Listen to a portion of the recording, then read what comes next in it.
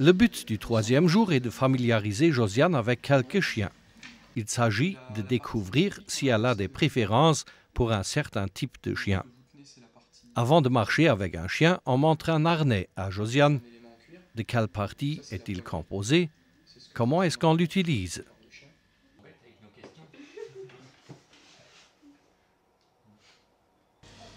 Le premier chien s'appelle Toy. Toy est un labrador. Pour faire connaissance et pour établir une relation de confiance, Josiane commence par brosser le chien. Est-ce que vous savez à quoi ça sert exactement de brosser le chien? Pour vous, quelle utilité ça a de brosser le chien? Tout à l'heure, en fait, avant de venir, je vous ai dit on va brosser le chien pour prendre contact. Donc c'est important régulièrement de brosser le chien pour l'hygiène, mais aussi pour la relation qu'on va avoir avec lui. Pendant cette première rencontre, Josiane a droit à un exposé sur la manutention et les soins à prodiguer à des chiens. Les éducateurs peuvent en même temps observer comment Josiane se débrouille avec les chiens. Nous voyons ici que Toy adore cette procédure.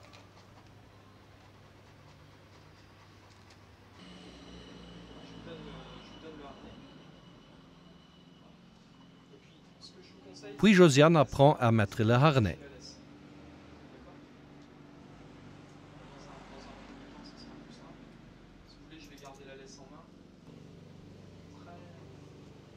Pas de problème, le premier guidage peut commencer.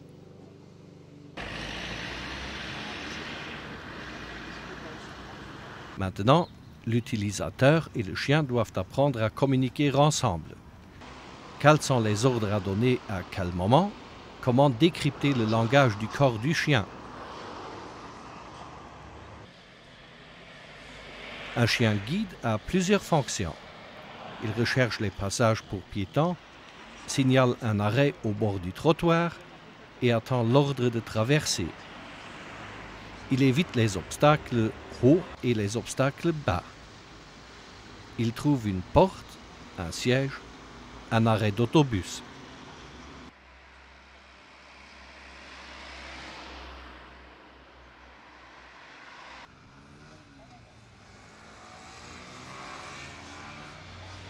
Nous voyons ici que Toy maîtrise bien le guidage.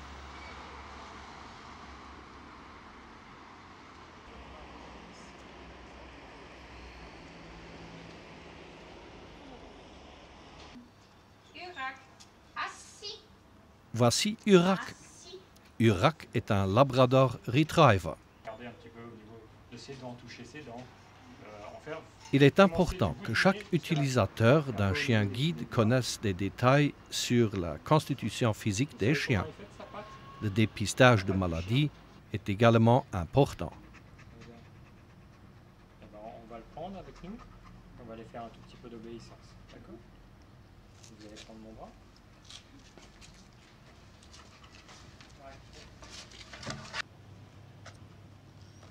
En fait, il ne faut pas qu'il bouge, il faut qu'il reste à côté de vous. Vous allez lui demander de... Maintenant, nous devons encore mettre le harnais et le deuxième guidage peut commencer.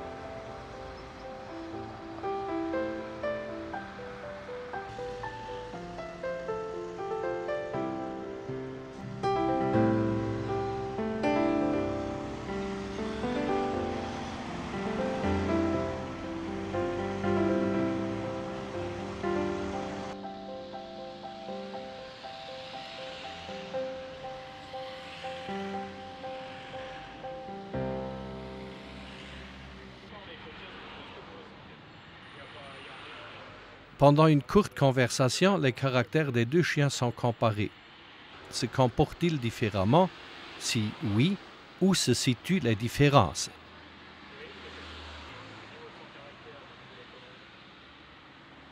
Une relation de confiance est établie. À la fin du jour, Josiane a appris des tas de choses sur les chiens guides.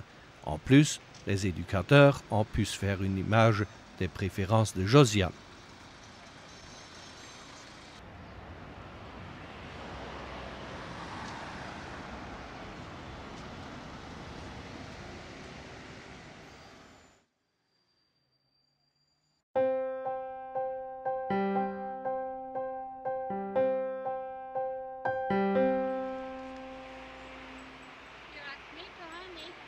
Le jour de la remise est venu. À partir de ce moment, le chien va vivre chez son nouveau maître. Le nouveau chien guide de Josiane n'est pas inconnu. Il s'agit d'Urak, dont nous avons déjà fait la connaissance le 3e jour. Pour que chien et maître puissent s'adapter vite à la nouvelle situation de vie, il y a un stage de remise qui dure 15 jours. La première semaine se passe à l'école. L'éducateur enseigne aux déficients visuels les mots qui lui permettent de diriger son chien guide. La deuxième semaine se déroule chez le non-voyant qui apprend à se servir du chien dans toutes ses activités. En compagnie de l'éducateur, ils font d'abord les exercices pour qu'une relation soit établie. Voici Urak en détente, libre de sa laisse et de son harnais. Il doit rester dans un périmètre raisonnable et rester attentif aux rappels de Josiane. Des ordres d'obéissance de base sont donnés. Urak debout. Urak couché. Couché. La marche au pied est également importante.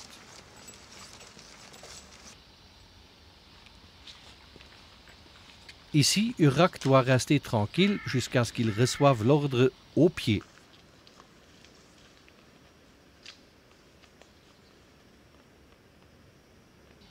Urak au pied. Après avoir établi une relation de confiance, Josiane et Urak s'entraînent ensemble.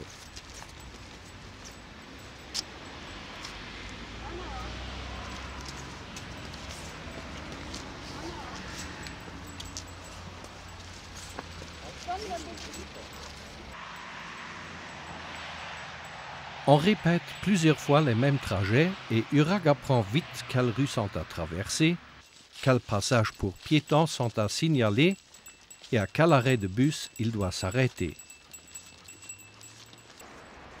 De cette façon, il aide Josiane à s'orienter.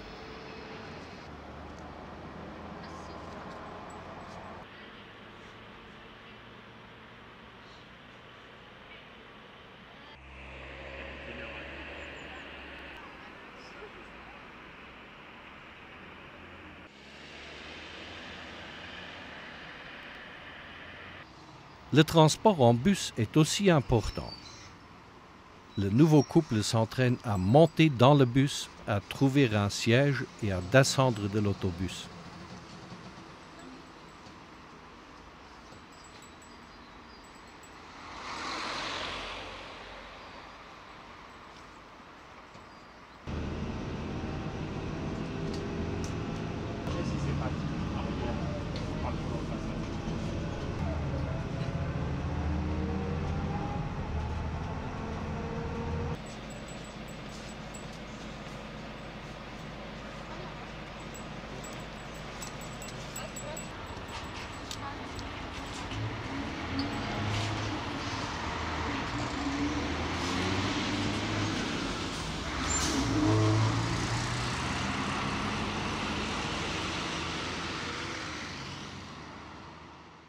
Pas à pas, des solutions aux problèmes apparus sont trouvées.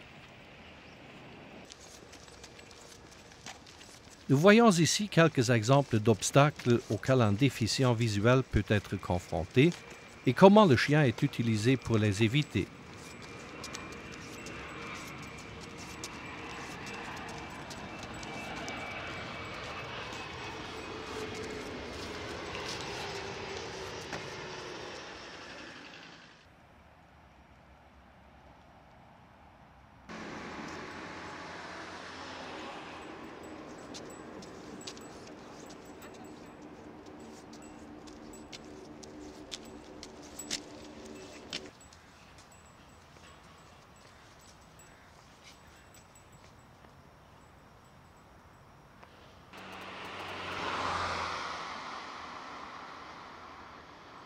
c'est surtout le travail en couple qui est nécessaire. Contraire à l'opinion publique, le chien guide n'est pas en mesure d'estimer la situation du trafic. Il ne reconnaît pas les feux lumineux. Josiane doit rester attentive et doit donner des ordres corrects. Mais elle se sert également des yeux de son chien.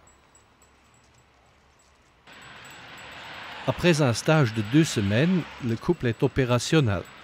Josiane et Urak ont appris à vivre ensemble, à se déplacer ensemble, à maîtriser ensemble les dangers quotidiens et à jouer ensemble.